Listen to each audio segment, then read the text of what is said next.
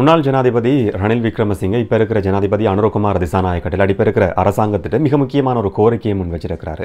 தன்னுடைய பாதுகாப்பு உறுதிப்படுத்துறதுக்கான ஒரு பட்டியல் கொடுக்கப்பட்டிருக்கு. இந்த பட்டியலில் இருக்கிற விஷயங்கள் எல்லாம், கோரிக்கைகள் எல்லாம் நிறைவேற்றப்படணும் என்று சொல்லி ஒரு கடிதம் அனுப்பப்பட்டிருக்கு. முன்னாள் ஜனாதிபதி ரணில் விக்ரமசிங்கவினுடைய ஆதரவாளர்களை பொறுத்த வரைக்கும் ரணில் விக்ரமசிங்க என்ற ஒரு நபர் ஆடம்பரம் இல்லாம வாழ்றதுக்கு விரும்புகிற ஒரு நபர், ஒரு சொகுசு வாழ்க்கையை விரும்பாத ஒரு நபர். ஆனாலும் அப்படியான ஒரு பிம்பத்தை வச்சிருக்கக்கூடிய ரணில் விக்ரமசிங்க இந்த மாதிரியான கோரிக்கைகளை வச்சிருக்கிறது மிகப்பெரிய ஒரு ஆச்சரியத்தை ஏற்படுத்தி இருக்கு. கடுமையான விமர்சனத்தையும் இது ஏற்படுத்தி இருக்கு. குறிப்பா தேசிய மக்கள் சக்தியினுடைய ஆட்சியின் கீழே இந்த மாதிரியான ஒரு கோரிக்கையை முன்வைக்கிறதுக்கு மற்ற நபர்களா இருந்தா தயக்கம் காட்டுவாங்க. ஆனா முன்னாள் ஜனாதிபதி ரணில் விக்ரமசிங்க இப்படியான ஒரு கோரிக்கையை முன் வச்சிருக்கிறாரு. ரணில் விக்ரமசிங்க முன் வச்சிருக்கிற கோரிக்கை என்ன, அதுக்கு பின்னால் இருக்கிற விஷயங்கள் என்னன்றதை பற்றி தான் இந்த காணொலியில பார்க்க போறோம். விளக்கமாவே பார்க்கலாம். வணக்கம், நான் கிருஷாந்த் ராஜ்.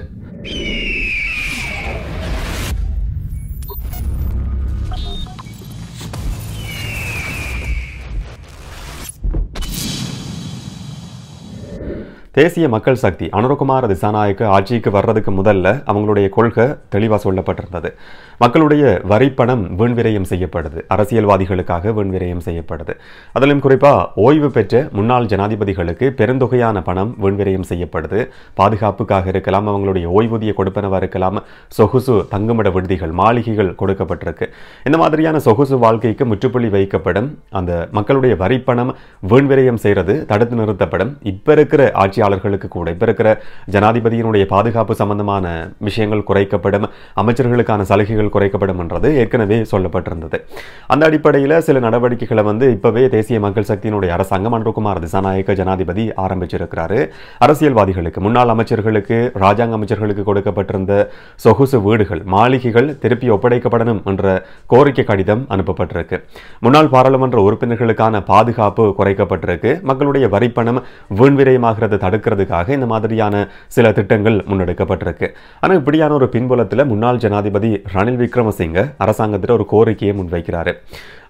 நேரடியாகவே ரணில் விக்ரமசிங்க இந்த கோரிக்கையை முன் வச்சிருக்கிறார், இல்லாட்டி வேறொரு தரப்பு மூலமா கோரிக்கையை முன் வச்சிருக்கிறார்ன்றது தெரியாது. ஆனாலும் கூட ஒரு கோரிக்கை கடிதம் ஜனாதிபதியினுடைய, இப்ப இருக்கிற ஜனாதிபதியினுடைய செயலாளருக்கு அனுப்பப்பட்டிருக்கு. அதுல ஓய்வு பெற்ற ஜனாதிபதிக்கான விசேட பாதுகாப்பு செயலணியை இல்லாட்டி பாதுகாப்பு குழுவை ஸ்தாபிக்கிறதுக்கான திட்டம் சம்பந்தமான சில கோரிக்கைகள் முன்வைக்கப்பட்டிருக்கு. ஒரு பட்டியலே கொடுக்கப்பட்டிருக்கு. 163 பேரை கொண்ட, 163 பாதுகாப்பு தரப்பை கொண்ட ஒரு படைப்பிரிவு ஸ்தாபிக்கப்படணும் என்ற கோரிக்கை முன்வைக்கப்பட்டிருக்கு. இதை தவிர 16 வாகனங்கள் கேட்கப்பட்டிருக்கு. 16 செஃப் சமையற்காரர்கள் ஒரு கோரிக்கையாக முன்வைக்கப்பட்டிருக்கு. 8 மருத்துவர்கள் தேவைன்ற கோரிக்கை முன்வைக்கப்பட்டிருக்கு. பெருந்தொகையான ஆயுதங்கள் கேட்கப்பட்டிருக்கு. 525 தோட்டாக்கள் கேட்கப்பட்டிருக்கிறதா சொல்லப்படுது. ஒரு சந்தர்ப்பத்தில் மட்டும் இந்த மாதிரியான கோரிக்கை முன்வைக்கப்பட்டிருக்கு. இது ஒரு மாதத்துக்கு மாதம் இல்லாட்டி வருடத்துக்கு வருடம் புதுப்பிக்கப்படலாம். இது விரைவிலேயே நடைமுறைப்படுத்தப்படணும் என்ற மாதிரியான ஒரு கோரிக்கையை முன்னாள் ஜனாதிபதி ரணில் விக்ரமசிங்க இல்லாட்டி அவர் சார்பா இந்த கோரிக்கை முன்வைக்கப்பட்டிருக்கு.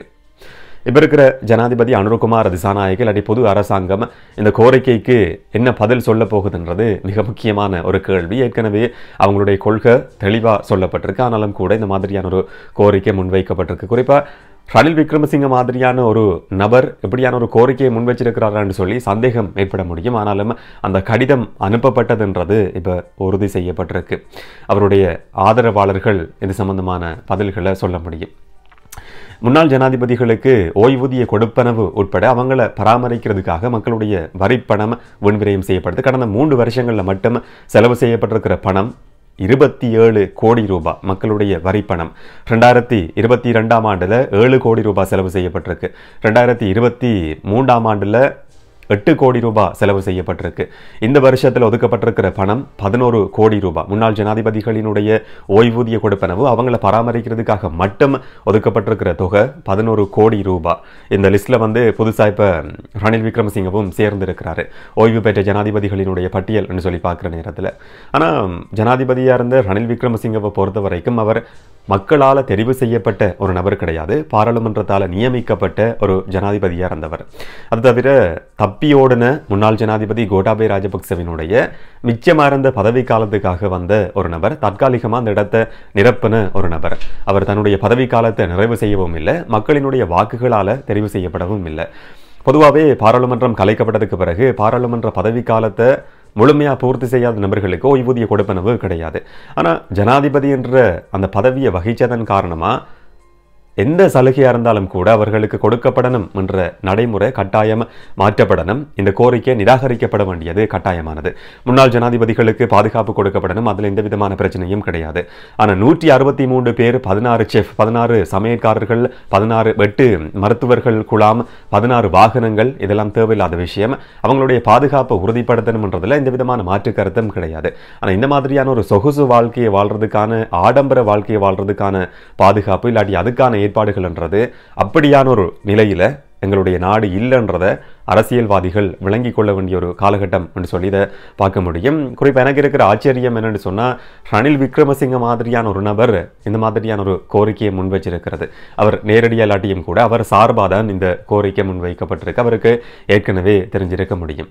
குறிப்பாக முன்னாள் ஜனாதிபதி ரணில் விக்ரமசிங்கவினுடைய ஆதரவாளர்கள் இந்த தேர்தலுக்கு முதல்ல சொன்ன சில மிக முக்கியமான விஷயங்கள் இருக்கு. நான் அனுரகுமார திசாநாயக்க புது ஜனாதிபதி சம்பந்தமான சில காணொலிகளை போட ஆரம்பித்ததுக்கு பிறகு, அதுக்கு முதல்லையும் தேர்தல் காலத்திலையும் இருந்து மற்ற வேட்பாளர்கள் சம்பந்தமாகவும் கதைச்சிருக்கிறோம், அனுரகுமார திசாநாயக்க சம்பந்தமாக கதைச்சிருக்கிறோம், நாட்டினுடைய அரசியல் நிலைமை சம்பந்தமாக கதைச்சிருக்கிறோம். இப்போ ஆட்சிக்கு வந்ததுக்கு பிறகு நிறைய மாற்றங்கள் நடக்குது. மக்கள் விரும்புகிற மாற்றங்கள் நடந்து கொண்டிருக்கு. இப்போ அரசாங்கத்தினுடைய அனுரகுமார திசாநாயக்கவினுடைய செய்தி தொடர்பாளராக நான் செயற்பட்டு கொண்டிருக்கிறேன் என்ற மாதிரியான விமர்சன கருத்தை வந்து ஒரு நண்பர் பதிவு செஞ்சிருந்ததை நான் பார்த்தேன். அப்படி கிடையாது. ஒரு ஆட்சி மாற்றம் நடந்ததுக்கு பிறகு மக்கள் ஓட் பண்ணி ஒரு ஜனாதிபதியை தெரிவு செஞ்சிருக்கிறாங்க. ஒரு ஆட்சி மாற்றம் நடந்திருக்கு. புதுசாக தெரிவு செய்யப்பட்டிருக்கிற அரசாங்கத்தால் 3 நாட்களுக்குள்ள, 4-5 நாட்களுக்குள்ள, ஒரு கிழமைக்குள்ள, ஒரு மாதத்துக்குள்ள நாட்டை சிங்கப்பூரா மாற்ற முடியாது. மிகப்பெரிய ஒரு புரட்சியை வந்து செய்ய முடியாது. அது திரைப்படத்தில் வேணும்னு சொன்னால் நடக்க முடியும், இல்லாட்டி இந்த ஃபேஸ்புக்கில் நீங்கள் பார்க்குற பதிவுகள் மாதிரி போலியான செய்திகளில் வேணும்னு சொன்னால் அது நடக்க முடியும். ஆனால் அது நடைமுறை சாத்தியம் இல்லாத ஒரு விஷயம். பொது அரசாங்கம் ஆட்சிக்கு வந்ததுக்கு பிறகு அவங்களுடைய செயற்பாடுகளை வந்து நாங்கள் பொறுமையாக உன்னிப்பாக பார்க்க வேண்டியிருக்கு, என்ன செய்து கொண்டிருக்கிறாங்கன்னு சொல்லி. அதை தவிர ஒரு கால அவகாசத்தையும் நாங்கள் கொடுக்க வேண்டியிருக்கு. அனுரகுமார திசாநாயக்க ஜனாதிபதியானதுக்கு பிறகு அவரே சொல்லியிருந்தார், நான் ஒரு மெஜிஷியன் கிடையாது, மாயாஜால வித்தை காட்டக்கூடிய நபர் கிடையாது, ஒரு இரவில் எல்லாத்தையுமே மாற்ற முடியாதுன்னு சொல்லி. அந்த கால அவகாசத்தை பொதுமக்களும் கொடுக்க வேண்டியிருக்கு. விமர்சிக்கிற சந்தர்ப்பங்கள் ஏற்படுற நேரத்தில் நம்ம இந்த யூடியூப் சேனலில் கட்டாயம் விமர்சன பதிவுகளை முன்வைப்போம். ஜனாதிபதி அனுரகுமார் திசாநாயக்கவும் ஆரோக்கியமான விமர்சனத்தை ஏற்றுக்கொள்றதுக்கு நான் தயார் என்ற கருத்தை அவருடைய முதலாவது உரையிலேயே சொல்லியிருந்தார். அந்த மாதிரியான ஒரு சந்தர்ப்பம் ஏற்படுற பட்சத்தில் நம்மளும் விமர்சிக்க முடியும். ஆனால் இப்போ விமர்சிக்கிறதுக்கான ஒரு காலகட்டம் கிடையாது. அந்த மாதிரி விமர்சிக்கிற மாதிரியான ஒரு செயற்பாடு இதுவரைக்கும் நடக்கவும் இல்லை. ஒரு கால அவகாசத்தை கொடுத்து பொறுமையாக இருக்க வேண்டியது கட்டாயமானது. நான் இதுக்கு முதலையும் சொல்லியிருக்கிறேன், தனிநபர் துதி பாடுறதில் எனக்கு எப்போவுமே உடன்பாடு கிடையாது. அது நாட்டினுடைய ஜனாதிபதியாக இருக்க முடியும், இல்லாட்டி மக்களுக்கு சேவை செய்கிறன் என்ற பெயரில் எங்களுடைய கிராமங்களுக்கு வரக்கூடிய சில நபர்களாக இருக்க முடியும். அந்த மாதிரியான நபர்களாக இருந்தாலும் கூட அவங்களுடைய செயற்பாடு எப்படி இருக்குன்னு சொல்லி தான் நாங்கள் பார்க்கணுமே தவிர அவர்களுடைய தனிநபர் வாழ்க்கையை பற்றியோ தனிநபரை பற்றியோ விமர்சிக்கவும் முடியாது, பாராட்டவும் முடியாது, புகழவும் முடியாது. இதுதான் நம்மளுடைய கொள்கை, எல்லாருக்குமே தெரிஞ்சிருக்கும். அனுரகுமார திசாநாயக்கவினுடைய செயற்பாடுகள் எதிர்வரும் நாட்களில் எப்படி இருக்கும் என்றதை பார்த்து அது சம்பந்தமான விமர்சனங்களையும் நம்ம கட்டாயம் பதிவு செய்வோம். நான் சொல்ல வந்த விஷயம் என்னென்னு சொன்னால், முன்னாள் ஜனாதிபதி ரணில் விக்ரமசிங்கவினுடைய ஆதரவாளர்கள் ஆட்சி மாற்றம் நடக்கிறதுக்கு முதல்ல தேர்தல் காலப்பகுதியில் சுட்டி காட்டின சில விஷயங்கள் இருக்கு. ரணில் விக்ரமசிங்க தான் சர்வதேசத்தோட நெருக்கமான தொடர்புகளை பேணக்கூடிய ஒரு நபர். அவர் பதவியிலிருந்து விலகுவாரா இருந்தால் சர்வதேசம் இலங்கையை கைவிடும் என்ற மாதிரியான ஒரு பிரச்சாரம் தேர்தல் காலகட்டத்தில் வந்து முன்னெடுக்கப்பட்டிருந்தது. ரணில் விக்ரமசிங்கவால் மட்டும்தான் இதை செய்ய முடியும் என்ற மாதிரியான கருத்து முன்வைக்கப்பட்டிருந்தது. இப்போ ஒரு ஆட்சி மாற்றம் நடந்திருக்கு. அதுக்கு பிறகு நடந்த சம்பவங்கள், வெளிவந்திருக்கிற செய்திகளை நீங்கள் பெரும்பாலும் ஊடகங்களில் பார்த்துருப்பீங்க. எந்த ஒரு நாடும் கைவிடலை. பூகோள அரசியலை பொறுத்த வரைக்கும் எந்த ஒரு நாடும் இலங்கையை கடைசி வரைக்கும் கைவிடாது. அது ஆட்சியில் இருக்கிற நபர் எந்த கட்சியை சேர்ந்த நபராவனும்னாலும் இருக்க முடியும், அவர் எந்த நபராவனும்னாலும் இருக்க முடியும், அவருடைய கொள்கை எப்படியானதாவனும்னாலும் இருக்க முடியும். ஒரு பொம்மையை கொண்டு வந்து அந்த இடத்துல ஜனாதிபதினு சொல்லி நாங்கள் வச்சாலும் கூட சர்வதேச நாடுகள் கடைசி வரைக்கும் இலங்கையை விட்டு போக போகிறது கிடையாது. அதுக்கு பின்னால் அவங்களுடைய தனிப்பட்ட அரசியல் நோக்கங்கள், காரணங்கள் கூட இருக்கு. குறிப்பாக அமெரிக்க ஜனாதிபதி ஜோ பைடன் நேரடியான ஒரு வாழ்த்தை பதிவு செய்கிறாரு.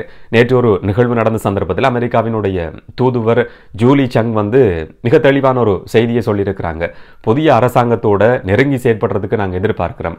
பொது ஜனாதிபதி அனுரகுமார திசாநாயக்க, பிரதமர் ஹரிணி அமரசூரிய 2 பேரோடையும் பேச்சுவார்த்தை நடத்தி இலங்கைக்கு நேரடி வெளிநாட்டு முதலீடுகளை கொண்டு வர்றதுக்கு நாங்கள் கடைசி முயற்சிகளை செய்வோம் என்ற மாதிரியான ஒரு கருத்தை வந்து அமெரிக்க தூதுவர் நேற்றும் கூட பதிவு செய்திருந்தாங்க. மற்ற பக்கம் பார்க்குற நேரத்தில் சீனா, இந்தியா, குறிப்பாக அனுரகுமார் திசாநாயக்க மேலே பூசப்படுற ஒரு சாயம் தான் இவர் சீனாவுக்கு சார்பான நபர்ன்றது. மார்க்சிச கொள்கைன்றது சீனாவினுடைய ஒரு கொள்கை. அந்த மாதிரியான கொள்கையை கடைபிடிக்கக்கூடிய நபர்ன்றதால சீனாவுக்கு சார்பாக செயற்படுவார் என்ற மாதிரியான விமர்சனம் இந்திய ஊடகங்களில் முன்வைக்கப்பட்டிருந்தது. இதை தவிர இந்தியாவால் இலங்கையில் முன்னெடுக்கப்படுற சில திட்டங்கள் சம்பந்தமாக அனுரகுமார் திசாநாயக்க விமர்சனத்தை பதிவு செஞ்சிருக்கிறார். குறிப்பாக அதானி நிறுவனம் முன்னெடுக்கிற காற்றாலை மின் உற்பத்தி திட்டம் ஊழல் நிறைஞ்ச ஒரு திட்டம், இது நிறுத்தப்படும் என்ற கருத்தை வந்து அவர் பதிவு செய்திருந்தார். இது இந்திய அரசாங்கத்தினுடைய ஒரு திட்டம் கிடையாது, இந்தியாவை சேர்ந்த ஒரு தனியார் நிறுவனத்தினுடைய திட்டம். அந்த நிறுவனத்தினுடைய உரிமையாளருக்கும் இந்திய பிரதமருக்கும் இடையில நெருக்கமான தொடர்புகள் இருக்க முடியும். ஆனால் இலங்கையில் ஒரு திட்டம் முன்னெடுக்கப்படுற சந்தர்ப்பத்தில் ஊழல் இல்லாத திட்டம் முன்னெடுக்கப்படணும் என்றதுதான் தேசிய மக்கள் சக்தியினுடைய கொள்கை. அதை வெளிப்படுத்தி இருக்கிறார். இது இந்தியாவுக்கு எதிரான ஒரு கருத்து நிலைப்பாடுன்னு சொல்லி நாங்கள் சிந்திக்க முடியாது. அப்படி இருந்தும் கூட இந்திய பிரதமர் நரேந்திர மோடி நேரடியான ஒரு வாழ்த்தை பதிவு செய்திருக்கிறாரு. பொது ஜனாதிபதி அனுரகுமார் திசாநாயக்கவோட நெருங்கி செயற்படுறதுக்கு தயார்னு சொல்லி அவரும் சொல்லியிருக்கிறாரு. அயல் நாட்டுக்கு முன்னுரிமை என்ற கொள்கை எப்பவுமே பின்பற்றப்படும் என்ற விஷயம் அவரால் சொல்லப்பட்டிருக்கு. ஆட்சி மாற்றம் நடந்த அதே நாளில் தேர்தல் முடிவுகள் வெளிவந்து ஒரு சில மணித்தியாலங்களுக்குள்ள இந்திய உயர்ஸ்தானிகருக்கும் பொது ஜனாதிபதி அனுரகுமார் திசாநாயக்கவுக்கும் இடையில நேரடியான ஒரு சந்திப்பு நடக்குது. அதுக்கு பிறகு சீன ஜனாதிபதி ஷி ஜின்பிங் நேரடியான ஒரு வாழ்த்தை பதிவு செய்கிறாரு. இதுவரைக்கும் இருந்து வந்த மாதிரியான ஒரு கொள்கையை சீன அரசாங்கம் கடைபிடிக்கும் என்ற வாக்குறுதி கொடுக்கப்படுது. உலக வங்கியால் ஒரு அறிக்கை வெளியிடப்பட்டிருந்தது. இலங்கையை வந்து மீட்கிறதுக்கான திட்டங்கள் தொடர்ச்சியாக முன்னெடுக்கப்படும், அதுக்கான உதவிகள் செய்யப்படும் என்ற வாக்குறுதி கொடுக்கப்படுது. ஜப்பான் அரசாங்கம் 11 திட்டங்கள், இடைநிறுத்தப்பட்டிருக்கிற 11 திட்டங்களை மீண்டும் செயற்படுத்துறதுக்கு நாங்கள் தயார் என்ற வாக்குறுதியை கொடுத்திருக்கு. IMF அந்த மாதிரியான ஒரு அறிக்கையை வெளியிட்டிருக்கு. ஒட்டுமொத்தமாக பார்க்குற நேரத்தில் எந்த நாட்டினுடைய இல்லாட்டி எந்த அமைப்பினுடைய நிலைப்பாட்டிலையும் எந்த ஒரு மாற்றமும் கிடையாது. ஏன்னு சொன்னால் அந்த நாடுகளுக்கும் அந்த அமைப்புகளுக்கும் இலங்கைன்றது கட்டாயம் தேவை. அது ரணில் விக்ரமசிங்கன்ற ஒரு நபர் இருக்கிறதால மட்டும் அந்த உதவிகள் கிடைக்கும், வேறொரு நபர் வந்ததால சர்வதேசம் கைவிடும் என்றதெல்லாம் பொய்யாகி போயிருக்கிறத கடந்த சில நாட்களில் பதிவாகி இருக்கிற சம்பவங்கள் உறுதிப்படுத்தி இருக்கு. முன்னாள் ஜனாதிபதி ரணில் விக்ரமசிங்கவினுடைய சேவைக்கு நன்றி, அதை யாரும் குறை சொல்ல முடியாது. அவர் முன் வந்தார். அவர் சொல்ற மாதிரி அவர் நாடு நெருக்கடியான சந்தர்ப்பத்தில் இருந்த நேரத்தில் வந்து நாட்டை பொறுப்பேற்றார், சில மாற்றங்களை செய்திருக்கிறார். அதுக்கு பின்னால் வேற வேற காரணங்களும் இருக்க முடியும். ஆனால் அவருடைய ஆதரவாளர்கள் சொல்ற விஷயங்கள் பொய்யா போயிருக்கு என்றதை கடந்த சில நாட்களில் பதிவாகி இருக்கிற சம்பவங்கள் உறுதி செய்திருக்கு.